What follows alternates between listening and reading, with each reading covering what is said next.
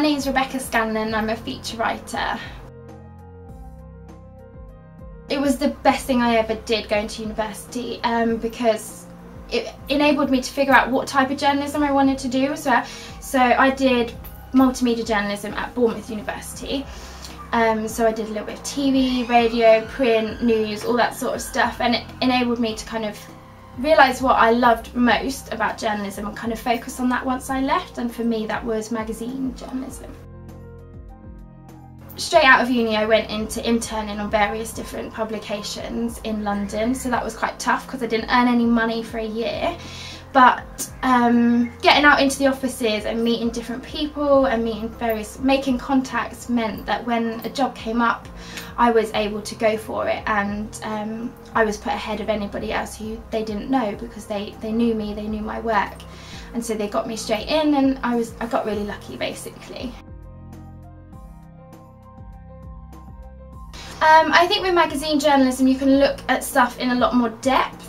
So whereas, you know, you might read an article in a newspaper about somebody who was, because I'm in true life feature writing now, so you might read something in a newspaper about somebody who was attacked by somebody and it'll sound like court copy basically, whereas I can talk to that person who was attacked and find out firsthand, you know, their emotions and their feelings and exactly what happened, and I'm able to kind of convey that in their own words.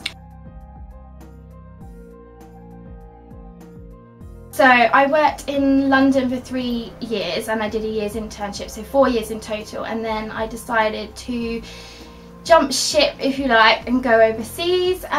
It was mostly because at the time there wasn't a lot of movement in magazines, you know, there was a recession and people weren't able to develop, and I was really keen to kind of learn more and, you know, kind of move up the ladder, and I wasn't able to do that at the time. And Australia is where I ended up going. And the economy there is booming, magazines are booming over there, you know, sales are triple, quadruple what they are over here. So it was a great place for me to go and be able to kind of develop my skills and progress. Oh gosh, I think it'd be to try before you buy, definitely, because moving overseas isn't easy. It's really tough, you know. Being in Australia, I'm 24 hours away from home at the best of times. So what I did was I took a working holiday visa, and that just meant I was able to work over there for up to a year, and it also meant that if I didn't like it I could just hop back on a plane and come home. It wasn't the end of the world.